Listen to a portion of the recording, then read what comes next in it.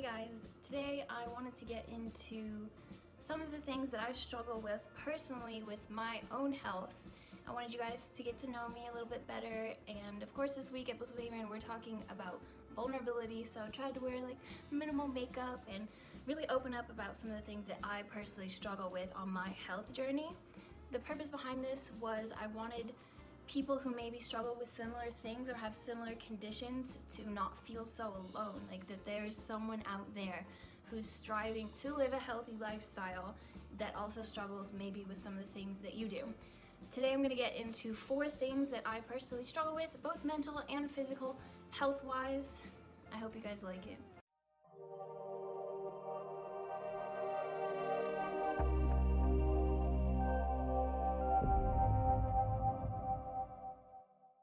What's up guys, Savannah here from Bliss Holistic Health for the Modern Day Hippie. If you're new to my channel, welcome. I put out new videos every Thursday on holistic health, lifestyle content. This week at Bliss we're talking about vulnerability, which is why I look all ratty like this. I literally just went to the gym. If you don't know me, like I said, my name is Savannah. I'm a degreed chemical engineer, APA certified personal trainer, and your holistic health guru. Be sure to subscribe for more holistic health content. And diving into today's topic, kind of like I didn't want to go into this being all self-centered. I just wanted to share and help and maybe connect with some of you guys that maybe struggle with one or more of the 4 things I'm going to get into. Oh, and before I get into everything, yesterday I opened up the floor in the Facebook group community for everybody to come out and talk about their health struggles and problems, and tons of people connected with each other over mental, physical, even emotional things that they struggle with as it pertains to their health. So if that sounds like a kind of community that you'd like to be in, one where you can be vulnerable and connect with others and be accepted, then check it out, link is below. And of course, just a little tidbit, I wanted you guys to be inspired by this video that no matter the challenges or setbacks that you face with your health, you can always keep going. Perfection does not exist. As long as you're making efforts every single day, no matter what setbacks or challenges you struggle with, it counts, it's worth something. So the first health problem that I struggle with is the most obvious: my heart condition. I was born with something called tetralogy of Fallot.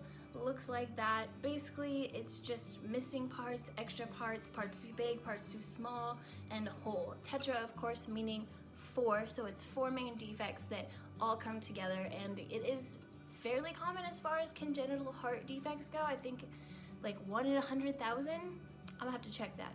So this is what my scar looks like. Sorry, I know this is like a total boob shot, and it goes all the way underneath, so all the way down. And then I've got a couple of like little stomach pumpy scars, I guess. I've had 11 heart surgeries from 2 hours old till 8 years of age. Currently I take no medicine, amazing for that, and really the only way that it affects me currently is that I have really bad cardiac output. Like I can run maybe at like on a great day 1 mile straight, but like that's all I got. I was an athlete in high school. I was a competitive cheerleader. We won states my senior year, but I had to always work twice as hard just to keep up with everyone. Like I was working at my cardio twice as hard as everybody else, and I was still like at the end of the pack when we would run to condition during practice. I'm cleared to have children. I'm cleared to live a potentially long, healthy life, which is amazing. Like I'm so grateful for that every single day, that I get to be here and do the human thing. And sliding into condition number 2, which is my anxiety, which I believe now to be rooted in something that is related to that tetralogy of Fallot, which is being on the spectrum. So for years I thought that my anxiety was because I spent a lot of time in my early formative years, like maybe 0 to 4 years old, and then a couple times after that as a kid in a hospital, and that somehow that made me more anxious. And then maybe I thought that the way that my heart beat, because my heart beats real weird, could be triggering anxiety, because I've heard of people like with murmurs having anxiety because it just triggers that in the brain or something like that. 5 months ago I was diagnosed with ASD, autism spectrum disorder, which has been so key in understanding why I do the things I do, why I get upset over the things I get upset over for no reason. It's honestly, at this point, with the amount of introspection and reading that I've done on it, I believe that it to be the source of my anxiety, especially because I'm able to manipulate some things, knowing now what could potentially trigger me, and then in turn my anxiety has dropped, like at least in half. It's important to know that people on the spectrum don't have a disease.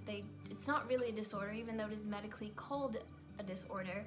We just simply are wired differently. Like, you might be running Mac and I'm running PC or Linux. It's just the way that the brain is set up. It's called neurodiversity, which just means that the way my neurons are working, firing in the brain, is diverse and different from a lot of people. Girls with autism tend to get diagnosed late in life because they do something called masking. Masking is where you observe other people who are accepted after being chastised for being weird and kind of like treated as a social pariah. You see other people that are accepted and you mimic them, and then you pretty much do this your entire life. So like, if I meet someone professionally, they will think I'm a totally normal person, but if you're my friend and we hang out, you know I'm a weirdo. Like, there's no way around that. It's just something funky's going on up here, but it's okay because I own it and I love myself and I think that I'm pretty cool and I have a lot of things to bring to the table. People with autism see the things that others don't, and don't see the things that others do. So it's just, diversity is strength. So neurodiversity is amazing. Something that autistic people deal with is called overload or being overstimulated. I never realized how susceptible I was to that until I got diagnosed, and now I can stay away from things that are too overstimulating, observe in myself, and then act upon when I know that I'm gonna be a bit overload. Like, if something is too loud for me, I'll like put in headphones. I've also learned how to stim, which is sensory output, which in turn blocks input, which is something that I learned from Agony Audie. So if you are someone who's on the spectrum or suspecting that you're on the spectrum, I'm gonna link her down below. She's an incredible resource for learning about, okay, you're on the spectrum, now what? What do I do? How do I deal with this? And you know, this diagnosis really fit perfectly with, I went to therapy for struggling with OCD and anxiety.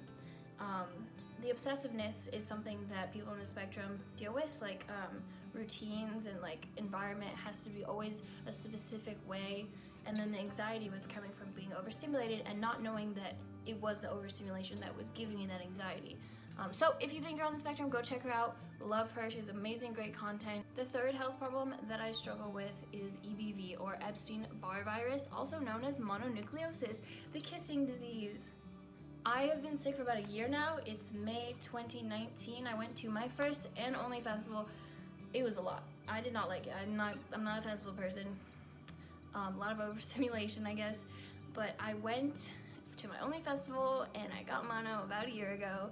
And it's not something very common for adults to get. So if you do get it in your adulthood, I'm 24 now, it's not common for anyone over 18 to get.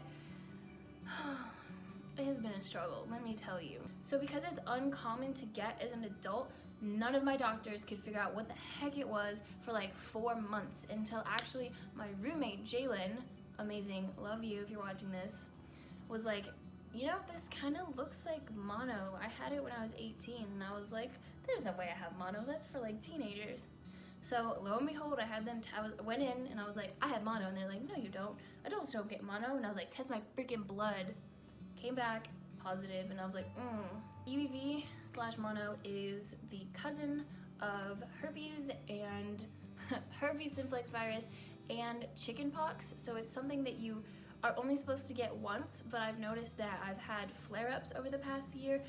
When I travel, usually that will trigger like a flare-up, and what happens mostly during that time is chronic fatigue, which is I was out of work initially for 2 months when I worked as an engineer at a corporation, which I'm not gonna name, and I was paid the whole time, so you know that it was serious. And EBV is rare for someone over 18, especially being 24, I was 23 at the time, and it can be deadly. I think it has a 10% mortality rate. something crazy that actually happened was some of my hair started to fall out, which was scary, of course, because I mean, a lot of my identity, I guess, is wrapped up in this, my mane. But it's growing back, which is really amazing. And something, if you have EBV, if you have chronic fatigue, something that I highly recommend is taking vitamins, and not just a multivitamin. Get like your B12, a C, a D, taking like 5,000 IUDs. Like, get your vitamins in. This is something that has helped me with my chronic fatigue and hair loss during these flare-ups or like re-happenings of the EBV over this past year so much. And then of course you gotta limit your stress. Ooh, I'm gonna link my video right here for meditation.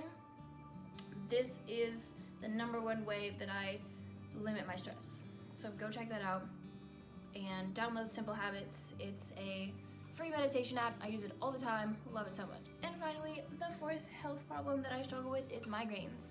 I have been getting migraines since I was 10 years old, so that's 14 years. The first one I got was at Busch Gardens in Tampa, Florida, which was really inconvenient. I was so disoriented, I couldn't see, and I like threw up everywhere. My mom thought I was dying and rushed me to the medical tent. If you struggle with migraines, you know how debilitating they can be. They can go on for days. They go in kind of like a bell curve where you have like the prenundrum, during, and then the postnundrum, I think it's called. The prenundrum, you tend to be very depressed, and then when you're up here, when you're coming up, you get something called an aura where you can't really see, and it's very disorienting first off to not see. You can get like numbness in your hands, in your mouth, and it's kind of like if you were to get a flash photo taken, you know how it kind of gives you those like gray little, you know, dots everywhere. That's kind of what it like blocks your vision. That's kind of what it's like. And then you come right up and you peak, and that's where the pain is. Usually it's on like one side, and then it just dissipates and dissipates and dissipates and dissipates. How long it's dissipating, how long this is, for me it's usually like 12 hours. For some people it can be like 3 days, which is insane. And then afterwards you're dead, like you're so tired. But a way that I personally prevent them is with magnesium. By the way, I'm going to link all of these vitamins and minerals, magnesium, the vitamin B, C, and D, down below that I use personally, the brands that I use that are helping me with the migraines and chronic fatigue. It just sucks sometimes having a migraine. It can ruin your plans. It can ruin your schedule of work that you thought you were going to get done, but it's just something you gotta deal with if you have it. Thank you so much for watching this video of my attempt at opening up and being vulnerable. Give this video a thumbs up if you like. Just subscribe for more holistic health content. I put out new videos every Thursday. Let's connect on other platforms. I've linked my Instagram, Facebook group, community, and blog down below. Come check out my other stuff, and I'll see you guys next week.